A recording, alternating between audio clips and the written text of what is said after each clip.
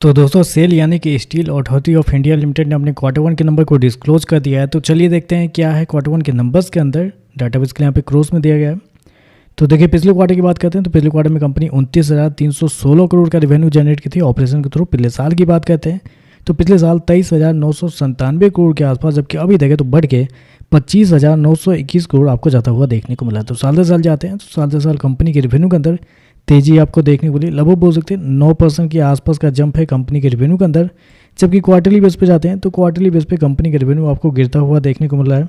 लगभग बोल सकते हैं 11% के आसपास की गिरावट आपको देखने को मिली। तो क्वार्टरली बेस पे देखें तो कंपनी का रेवेन्यू गिर रहा है, लेकिन साल दर साल देखें तो कंपनी का रेवेन्यू आपको बढ़ता हुआ देखने को मिला है।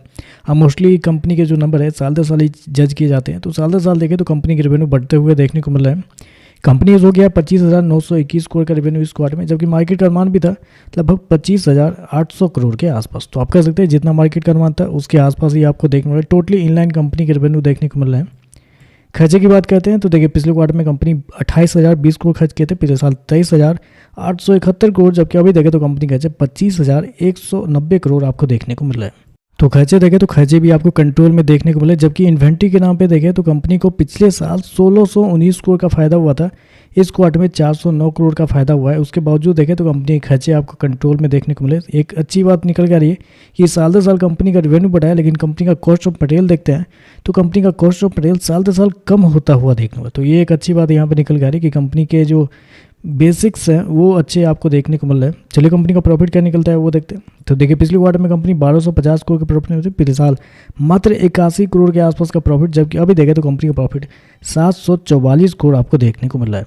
तो कंपनी का प्रॉफिट देखें तो साल दर साल 9 गुना कंपनी का प्रॉफिट आपको होता हुआ देखने को मिला है। लेकिन उसके पीछे कुछ रीजंस भी है। रीजन है कंपनी के एक्सेप्शनल आइटम, क्योंकि पिछले साल कंपनी को 311 करोड़ का एक्सेप्शनल आइटम में नुकसान हुआ था, जिसकी वजह से कंपनी का प्रॉफिट उतना कम हुआ था।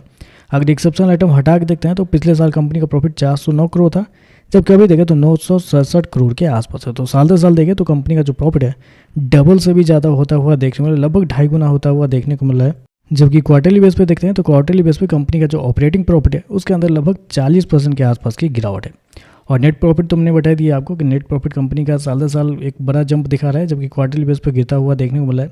कंपनी हो गया 744 करोड़ का नेट प्रॉफिट इस क्वार्टर में, जबकि मार्केट का अनुमान थोड़ा सा ज़्यादा था। इस क्वार्टर में 1,050 करोड़ के आसपास मार्केट का अनुमान था कि कंपनी का प्रॉफिट आता हुआ देखने को मिलेगा। तो ऐसे में कह सकते हैं प्रॉफिट शानदार है, लेकिन अभी भी देखें तो मार्केट एस्टीमेट से कम आपको देखने को मिल रहा है। ईपीएस की बात करते हैं, पिछले क्वार्टर में 3 रुपये 3 पैसे, पिछले साल 20 पैसे के आसपास, अभी देखें तो 1 रुपये 80 पैसे आपको देखने को मिल रहा है। तो ओवरऑल देखें तो साल दर साल तो नंबर बहुत शानदार आपको देखने को मिला। साल दर साल कंपनी के रेवेन्यू प्रॉफिट दोनों के अंदर एक अच्छी खासी तेजी देखने को मिली। क्वार्टरली बेस पे रेवेन्यू प्रॉफिट दोनों गिरता हुआ देखने को मिल रहा है। जितना मार्केट का मान था रेवेन्यू इनलाइन देखने को मिला है, लेकिन प्रॉफिट थोड़ा सा कम आपको देखने को मिला है। आज शेयर के अंदर देखें तो लगभग 4-4.5% के आसपास की गिरावट भी आपको देखने को मिली है। डे लो के आसपास पे शेयर आपको क्लोज होता हुआ देखने को मिला है। तो देखते हैं इस नंबर के बाद मार्केट पे कैसा रिएक्शन आपको देखने को मिलता है। आज के लिए बस इतना ही। वीडियो पसंद आए तो लाइक कीजिएगा, साथ में साथ चैनल को सब्सक्राइब जरूर कीजिएगा। धन्यवाद।